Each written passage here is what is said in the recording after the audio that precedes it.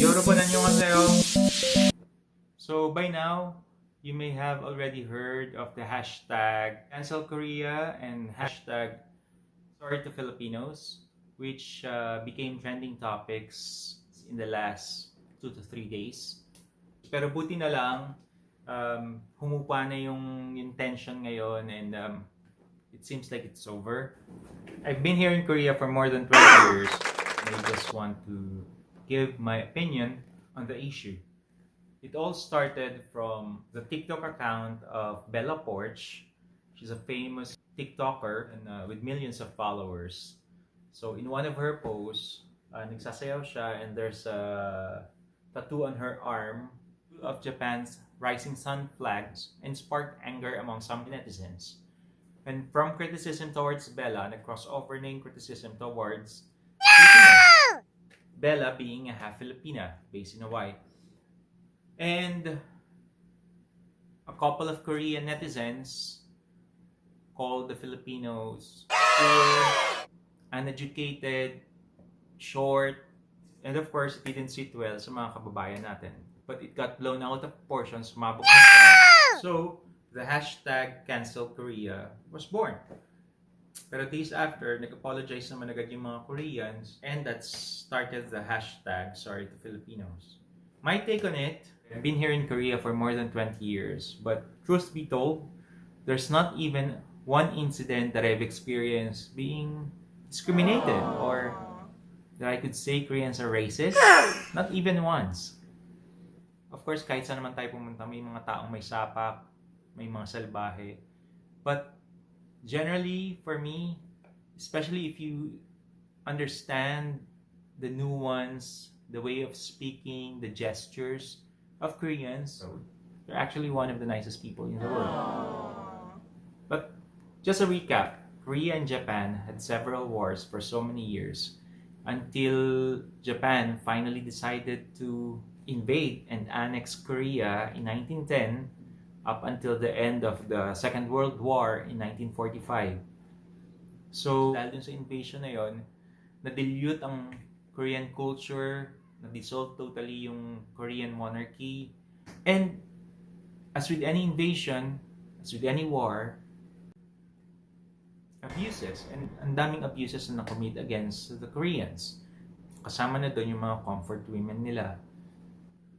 Yung sugat na dinulot ng panahon na yun sa mga Koreans, hanggang ngayon ay sariwa pa. They don't forget. They just don't. To the point that up until now, that is still a very sensitive topic dito sa Korea. Na it's something that you should be very careful to talk about. Or better, wag na lang pag-usapan. Even just a simple remark, simple mention of Japan. Like, halimbawa, pag pinuring mo yung in Japan, sinabi mo mas masarap ang Japanese food or mas magaling ang Japan, mas maganda ang quality ng Japanese products or mas maganda ang mga Japanese. That could easily spark a heavy argument, a discussion pag narinig ka ng mga Koreans. So yung tattoo ni Bella, that Japan's rising sun flag, was the flag used by Japan when they invaded Korea. So maraming masamang alaala ang bumabalik sa mga Koreans kapag nakikita nila yung imahe na yon. And kahit yung mga bata ngayon, kahit yung mga modern Koreans, nakatanim sa utak nila, sa puso nila, yung lalim ng sugat na dinulot ng bahagi ng kasaysayan nilang yon. Now, going back to the hashtag cancelkorea, hashtag sorrytofilipinos. My take on this is simple. It all started from a couple of posts by netizens. I said netizens. I didn't say Korean netizens because those are anonymous accounts. We don't even know who they really are. Those things that they said, these are not pronouncements of the national government. Hindi ito policy sa Korea. Hindi ito sinabi ng BTS. Hindi si IU ang nagsabi nito. No prominent or famous people said anything like that. It's just some stupid trolls on the internet. Siguro may mga Koreans na ganun ang pananaw, but I can attest that I've never felt being looked down here. I've never felt that Koreans discriminated me, or they think I'm non-educated, or I'm from a poor country, or that I'm small, or that I'm from a country of slaves. I've never felt that. I love my Korean friends. I love my Korean family. Kahit anong pilit kong i-recall, wala akong maalalang incident that I felt I'm a second-class citizen here. All I'm saying is, in this time of chaos because of the coronavirus pandemic, this is the last thing that we need to create tension between the people of these two countries who actually love and adore each other mutually. Let's face it, Filipinos love Korean food, want to come to Korea, watch K-drama all day long, listen to K-pop music. And Koreans, they think of Philippines as their second home. As soon as they're financially able to travel, Philippines is one of their first go-to list. They love the Filipinos. They look up to us. They admire us. Why can't we just move on and continue with this mutual admiration? No, not even admiration. Mutual love between these two countries. So all I'm saying is cancel, #cancel Korea. Peace out. I think people are so overreacting. There's many people in internet with angry, with no use. Koreans are sensitive with the flag because the flag have same meaning with Nazi flag. Same Okay. kind, same. Okay. Yeah. I see. Uh-huh. The flag has same meaning. She didn't know about the meaning of the flag. Right? She didn't know. Yeah, she didn't know. Bella. And she already have apologized, right? So I think the whole story is over. Now. It should have ended there. Yeah. Do you think Filipinos are not educated and slave and short? No, I never been Philippine, but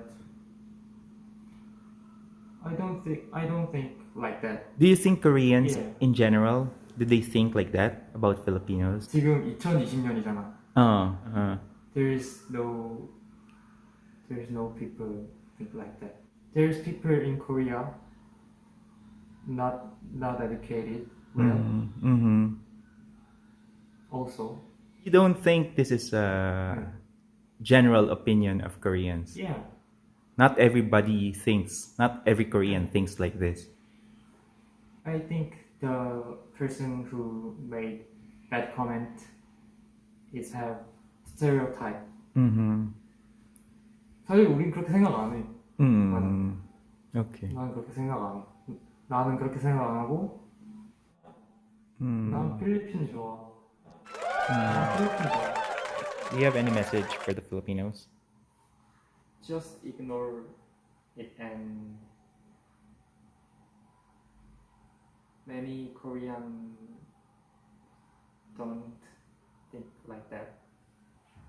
So if you heard to read that comment, I want to apologize.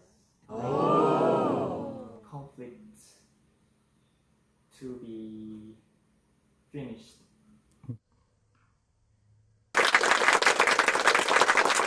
Ano mo dyan sa issue na to, sa usapin na to? Ako, 20 years na ako dito sa Korea. Pero ang tingin sa bansa natin Pilipinas ay walang pinag-aralan, mga parang ang baba ng tingin. Hindi lahat ng Koreano ganun ang iniisip nila. Siguro may tao na talagang siya din mababa ang pag-isip niya, nakapasalita sila ng ganun. Pero kung tutuusin, hindi na dapat na i-ban niyo ang Korea. Wag naman. Siyempre, nandito kami. Paano na lang kami dito kung papunta kami ng Pinas? Sana i-stop na natin yan. Parang sa pandemic na ngayon, ang hirap na nga ng sitwasyon natin sa buong mundo. Tapos, ganun pa ang inita natin. Wag na. Parang awa nyo na. Ang mga kaibigan ko dito, proud sila sa akin. Mga Korean yan yung kaibigan Mga mo? Korean. Talagang, dito ako sa palengke dahil mga kakilala ako ng mga lola dito, lolo. Pero proud ako dahil palagi silang naka-approve sa Maynila. Naka-thumbs up sila palagi dahil sa gawa ko dito. Pero may gano'n talaga, may mababa ang pag-iisip. May nag-negative, may positive. Parang tayo lang din.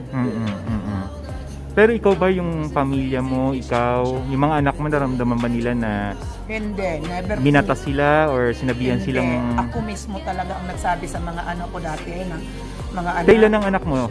5. Ilan ang anak mo? 5. Ako pa mismo nagsabi sa mga anak ko, mga anak, mag-ano kayo ha, kailangan malinis kayo palagi dahil ang mga Koreana baka Bubulihin. kayo. Sabi, Mama, hindi naman ganun ang mga classmate ko. So walang nambubuli sa kanila dahil Wala, half never Filipino nambubuli. sila. Never. So never nagsumbong sa yung mga anak mo na nabully sila. Never sila nagsumbong. Ako pa mismo ang nagpa-down sa sarili ko. Parang fair lang. Pantay lang. Okay. Siyempre, depende na niya sa gumagawa ng kabutihan. Depende na sa tao mismo. Depende na sa tao. Okay. Sa intindi, Oo. sa pag-intindi at saka sa paggalaw. Okay. Mga ano ba yun? Sa trabaho ba? Okay. Anong mensahe mo sa mga kababayan natin? Hindi nga kasi alam ng babae yung nagpatato-tato, di ba? Tapos siyempre naghingi na rin ng sorry. Tapos yung Korean, minsan kasi yung mga Korean din, minsan mainit biglang mainit pero wala na yan sa kanila. Ano yan sa kanila? At least ang maganda lang sa Korean tradition talaga. Galit sila itong araw na to, kinabukasan wala na. Yan lang ang maganda. Hindi gaya sa ating mga Pilipino na hanggat pagkamatay, dala-dala mo yung galit sa put sa dibdib. Hindi sila ganun. Okay. Advice ko lang sa inyo mga kabayan, dapat hindi nyo yung gawin ng mag-ano kayo, yung magtanim ng galit sa mga Korean. Marami naman silang ginawang kabutihan kung sa mga nasasaktan natin ibang kababayan. Kahit saan tayo. Hindi naman perfect talaga ang Hindi naman perfect talaga ang pag-aasawa. Ang pagpunta mo sa ibang bansa. Hindi naman talaga perfect eh. Hindi naman ang Korea na malupit. Dapat itigil niyo na yan. Paano na yan? Kung tuloy-tuloy na galit kayo sa mga Koreano. Parang wala naman tayong blessing yata darating yan kapag puro na lang galit ang ipairal natin. Dapat talaga magpatawaran na lang. At saka huwag na ipairal na galit ba? Yung nagagalit ka sa itong bansa na to, tapos pagbawalan ang mga Koreano. Paano na kami mga Korean citizen? Siyempre, nandito na kami sa Korea. Ilang taon na kami sa Korea hanggat siguro pagtanda namin dito dahil nandito yung mga anak namin. Kawawa naman yung mga anak namin kung pupunta sa Pilipinas. Siyempre, Koreano yan eh. Baka mapag-initan nyo pa. Parang awa nyo na lang, i-cancel nyo na yan. Panawagan ko lang sa mga kapabayan natin, no? Please lang, stop nyo na lang yan. Wala kayong mapapala. Okay. This is just happening. And somebody make it to be a big issue. Just one people made that bad reply to her, but others does not think about it. Right? Do you think others don't think about it? How do you think? Do you think Koreans Not think many, like that? Not many, just few people think about it. But that is the almost all society have that kind of people in the society. Of course, in Korea, 한국 사람들 중에서도 필리핀을 싫어하는 사람도 있고 좋아하는 사람도 있고. 근데 내 개인적인 생각으로는 많이 프라이빗 오피니언은 다 필리핀을 좋아하는 것 같아. 내 친구들, 내 주변 사람들 다 필리핀을 다 좋아해. 그래서 왜 이렇게 이슈가 되는지 솔직히 모르겠어. I don't know why this is big issue. So, 그래. 뭐 바보 같은 사람, 뭐 슬레이브, 뭐 그거 전혀 한국들이 그렇게 생각해? 그렇게 생각 안 하지 당연히. 음. 나도. If I think you are my slave or some stupid people, how can I be a friend with you? 그지? The same people, yeah, same. How do you feel about the Filipinos? You want to say something to them? Yeah, think about just happening. Nothing too deep not going too deep inside, and don't blame each other, because I know Filipino loves Korea many. And also loves Philippines, and especially the ocean, you know. 그래서 just happening, don't think deeply, And 그러니까 just happen. this is not a big deal, big deal, issue. it's not big deal actually. Okay. And how many times, how often have you been to the Philippines? 6 or 7. 6 or 7 times. Do you like it? Of course I like it, especially So- the oceans, sea, Do you like the Philippines? diving, sea, How do you find the Filipinos? 어떻게 생각해? 필리핀 사람들이 이렇게 착해. 진짜 음. they're very, there's so many innocent people, 음. especially in where's that we Palawan. Palawan. I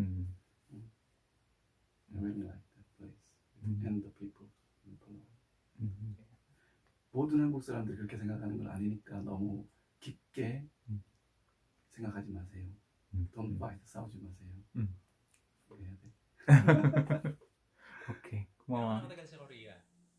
Magdita 12 years na. 12 years. Sa 12 years na nandito ka sa Korea, nakaramdam ka ba ng discrimination, or naramdaman mo ba na they look down on you kasi Filipino ka, or they think of you from like a slave, or from a poor country, or bobo, or non-educated?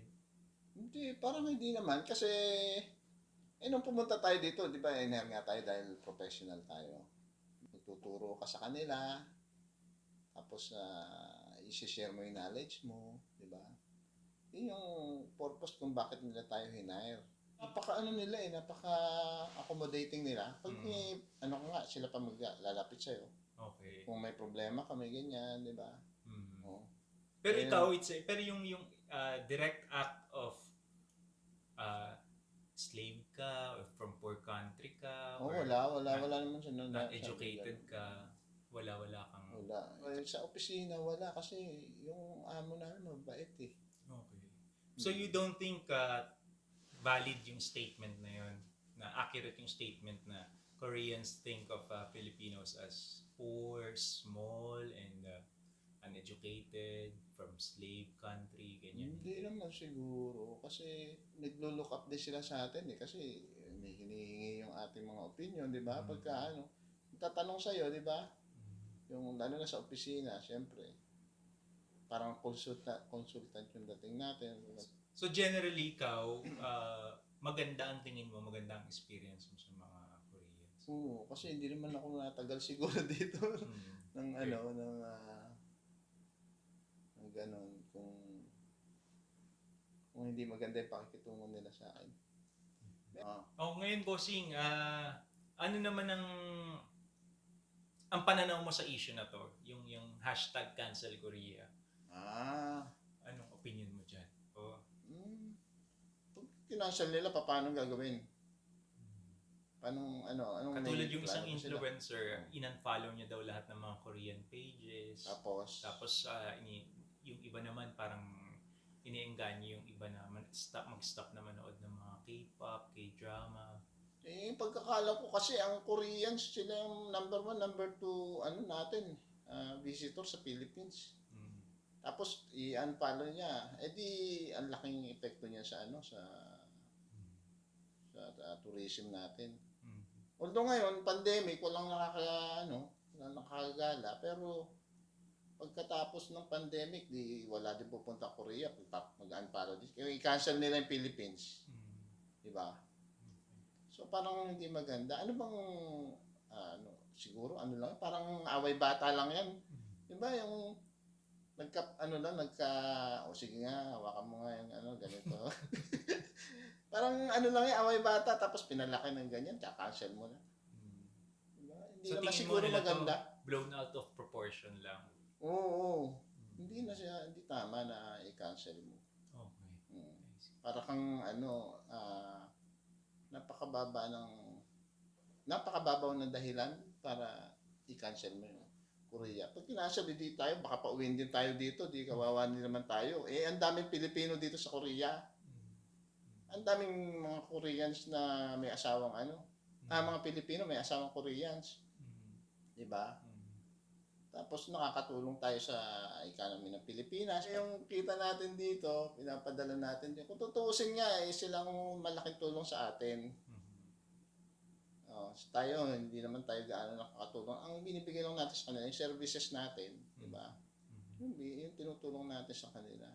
Pero, biruin mo, yung the fact na tayo dito, tanggapin nila tayo dito, malaking bagay na isang privilege na tanggapin ka ng mga Koreans dito.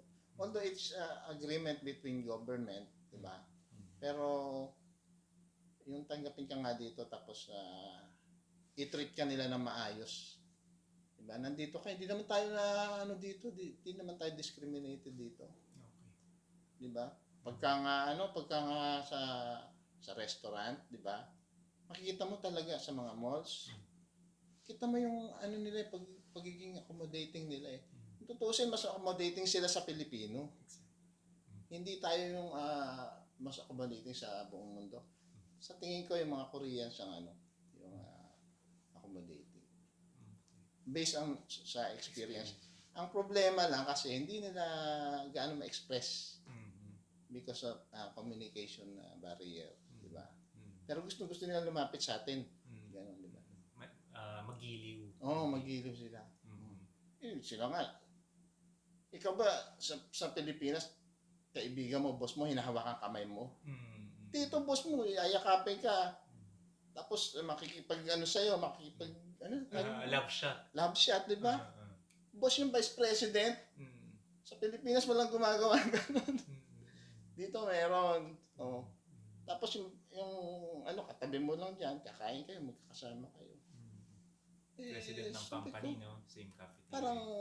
Parang, ang Pilipino kasi masyadong, maramdamin. Di ba? Dito pag nag-away sila, mamaya-maya bati na. Mga Koreans, diba? Pilipino, pag nag-away mamaya, 1 taon na, hindi pa nagbabati. Yun ang experience ko dito sa Korea. Bossing, do you have a message sa mga kababayan natin para matapos na to? Or may wish ka ba sa kanila? Ano bang gusto mo sabihin sa mga kababayan natin na patuloy na nagpapropagate nitong hashtag cancelkorea? Tayo, yung dapat unang-una, kasi tayo, isa tayong nilalang tayo ng Diyos, di ba? Pare-parehas tayo nilalang ng Diyos, magkakapatid tayo iisa ang ating pinagmulan. Magtatawa lang tayo kung may nasabi man lang yung sabi mo ang kapwa mo. Unang-una, mamahalin mo yung Diyos, tapos kapwa. Di ba? Tampo lang yan. Darating kinabukasan, itulog nyo lang yan, di ba?